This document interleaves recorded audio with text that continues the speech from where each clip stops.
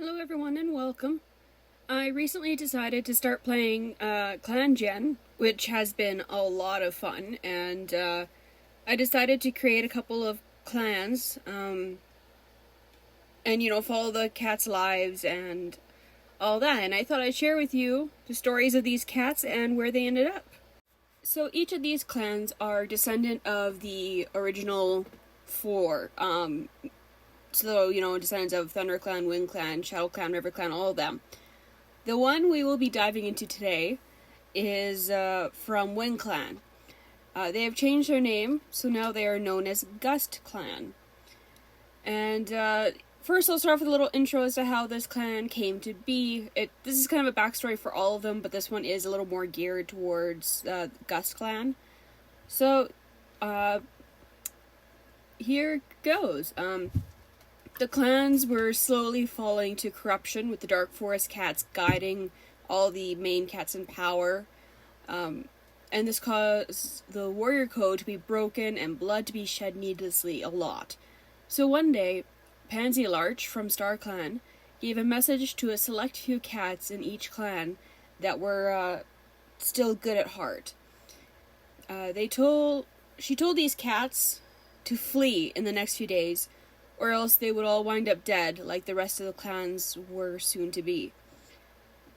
So with Gustclan, Hickory Star, he was known as Hickory Fur then, Timberscar, Rye Muzzle, Greytooth, and Roachfern.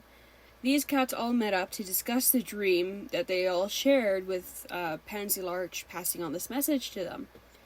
They decided to heed its warning, and the next night gathered Pheasant Paw, Leopard Paw, Thyme Kit, and Wisp Kit.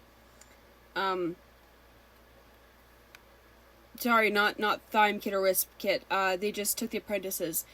The kits come in later. And with these cats in tow, they snuck out of camp and took off away from the life they'd once known. Before they leave everything behind, they did stop at the moon pool, where Hickory Fur goes in to talk with StarClan, and he gains his 9 lives and becomes Hickory Star. They meet up with other cats from the other clans that were also given the same message to flee, so there's this huge group of cats that all travel together to find a new home. And once they find where they think they will all flourish, they break off into their separate clans to establish their new territories. And, of course, Gustclan, like Windclan, goes to live in the moors. Alright, now we'll move into the cats. First up is Timberscar. She was a vital part in helping the clan get to their new location and was a pillar of support everyone would lean on, including the leader. This earned her the role of deputy. She was in this role for a very short time, as after they found their new home and got settled in, she wandered just a touch too far in assessing the new borders and territory, and Two Legs managed to capture her and take her away. She managed to escape and began the long, hard journey of returning to the clans. She often would wonder if she was still the deputy and how the clan was doing, and hoped they were doing well. By the time 10 moons had passed, she started to doubt that she'd ever find them again. But in the middle of Leaf Bear, when things were the hardest, she thinks about just giving up and letting the cold claim her. But then she can see her leader in her dreams, and while she's awake hearing his faint voice, calling out to her just to keep going a little bit further, that she's almost there and it's just enough to keep her going through the cold.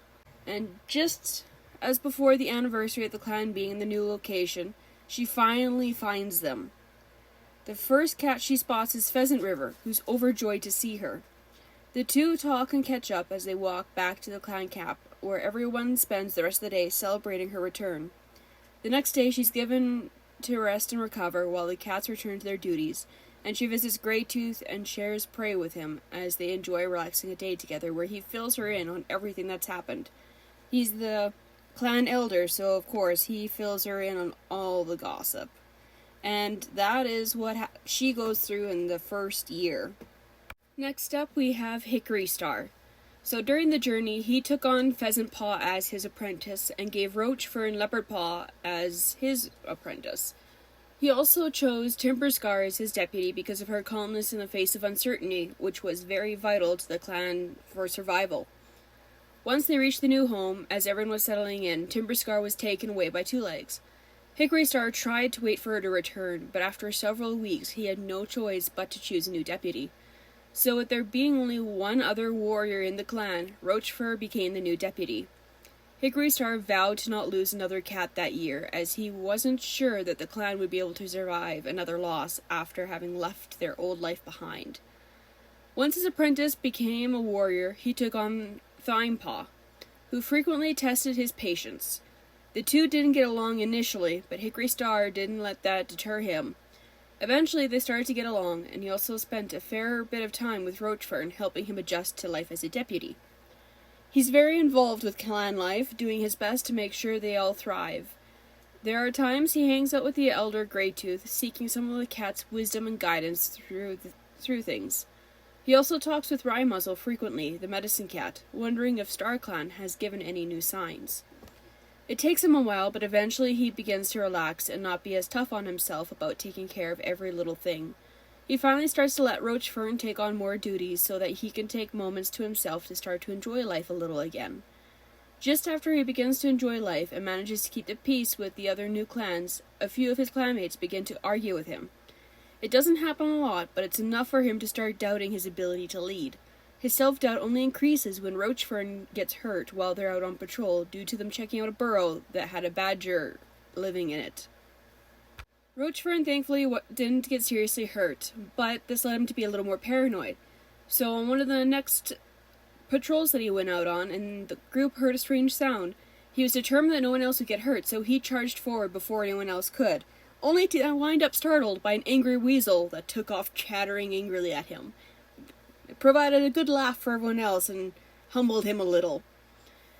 Later on he would take a walk to clear his mind of his recent doubts, and then, out of nowhere, he suddenly found the ground opening up beneath him.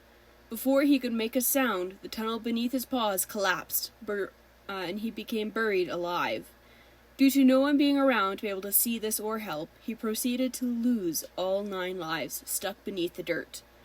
This happened at 9 moons into the clan being in their new territory. Once he realized that he's joined StarClan, he takes a moment to adjust to it, but then watches over the clan dutifully. He manages to see where Timberscar is as she's getting close to the new clan's lands. He pushes himself and is able to keep her going through the harsh leaf bear, and leads her closer to the clans through her dreams and any other any other sign he can give her when she's awake to keep going. And eventually, she finally makes it, and he can finally feel like he can start to relax and enjoy his time in StarClan. And the years passed, and he's managed to keep the clan together and not lose another cat. And the only permanent loss was his own life, which he's okay with since everyone else was still alive. Wrymuzzle is the medicine cat. When they left the clans, Wrymuzzle had just finished his medicine cat apprenticeship. As he did, he received the warning from StarClan to help guide a few of his clanmates out of their home and to somewhere new, and if he didn't, they'd all be wiped out. Feeling incredibly guilty, he did as he was asked. It was hard to keep it a secret from his mentor, but with Pansy Larch guiding him and promising to stay with him, he managed to stick through the tough spots. He spends the first few moons in the new territory checking in on the cats and searching for herbs and finding out where they grow. He became good friends with some of the neighboring clan medicine cats during the journey, so if he didn't have something, he'd be able to go to one of the other cats and borrow some of the herbs if necessary. While he gets along with the leader, he's not so fond of Rochefort, as he doesn't think the deputy is very trustworthy to be confided in initially. He complains to Greytooth one day about his issues with the deputy. He checks in on the warriors frequently through the year, making sure they're all healthy. He heals everything that they come to him with, slowly gaining more confidence in being a solo medicine cat. However, when Hickory Star's death is discovered, he's hit pretty hard, as the leader is one of the few cats he had a real friendship with. He ends up becoming a bit of a shut-in and tells others to not disturb him unless they're dying, as he tries to work through the grief on his own. He'd insulted the leader the last time they'd spoken, and now he's riddled with guilt over it. It takes a bit of time, but eventually Rochestar manages to get Wrymuzzle out of the den and helps him gather some moss for a new nest. It's the first time that Wrymuzzle sees the cat in a favorable light. He ends up apologizing to Roachstar for giving him such a hard time, which Roachstar easily shrugs off and assures him all is fine. The year ends with Rymuzzle having grown considerably in his healing skills and maturing in his outlook on the other cats. So Roachfern was a very happy-go-lucky, fun-loving cat, and he took any chance to make others laugh. So on the great journey, this was very vital for keeping the other cat spirits lifted. He was also really good at helping them gain more confidence in different areas that they were lacking, as he would always hype them up a lot. Upon arriving at their new camp, he immediately got a minor cold. Despite this, he didn't let it slow him down. However, he was shocked when he was announced as the next deputy. It was a lot of responsibility that he had never dreamed of having. Initially, he didn't take things too seriously. He liked to hang out around the camp and would play with the kits that had been found while the clans were traveling. Despite this, he would throw himself into battles to keep his clan safe. He helped a patrol to chase off a fox, quite pleased when they were successful and got out of it without a scratch. Because he loves to talk, sometimes he forgets when he should stop talking and has accidentally let a secret or two slip out. This has led to some cats not being too impressed with him, but his charming and upbeat personality usually won them over again before too long. As time passed, he does think a bit about what being leader would be like. It's not something he really wants, but he's the only cat around to take on that role, so he tries to come to terms with it. In trying to take his responsibilities a bit more seriously, he comes across a rather bossy as he's stressing over it. Despite that, his little shadow, Wisp-Kit, still thinks he's the best. Through everything, there has been one cat consistently at his side since they settled into their new camp, and that's Pheasant River. She's his rock to lean on, and over time the two start to develop feelings. Sometime later, he gets up enough courage to ask her to become mates, and she happily agrees. When Hickory Star is found dead, Roachfern is shocked. He grieves for a few days with the clan before making his way to the Moon Pond to receive his 9 lives, becoming known as Roachstar. He vows to protect the clan, even at the cost of all his lives. Upon returning to the clan, he chooses his mate, Pheasant River, as the next deputy. He does his best to guide her in her new role and is proud of how naturally she takes to it. Only a few days later, he's out on patrol with Thymnol, who has the ground suddenly open up beneath him. Roachstar scrambles forward and ends up saving the young warrior, saving him from the fate that their leader suffered. And that is where things ended for him at the end of the year. Next up, we have Leopard Paw. She's a very confident and adventurous she-cat. She enjoyed the journey the clan took to find their new home, and always dreamed of adventure and finally got it. After going on several successful hunts and patrols, she's a bit full of herself and ends up having an argument with Thimepaw, who calls her out on it. After some time passes and she gets a chance to cool off, she ends up giving him some herbs when he was feeling a bit sick and apologizes. She ends up coming up with a plot on how to sneak out of the camp with Thimepaw to play in the field in the dark. Nothing much comes of this, it's just something the two got up to one night. Halfway through the first year, she earns her warrior name Leopard Belly. Despite being a warrior now, she still likes to go to Greytooth to hear more stories that the Elder has. At one point, she ends up getting attacked by a snake and received a scar from it. Thankfully, she survived, but it really hurt. Rymuzzle isn't very sympathetic as he tends to her, and they have a small disagreement, and she doesn't like him very much by the end of it. Her and Thymnol remain close, and she's excited when he finally joins her as a warrior. The two go on many adventures together, and when he's having a rough time, she always offers a listening ear.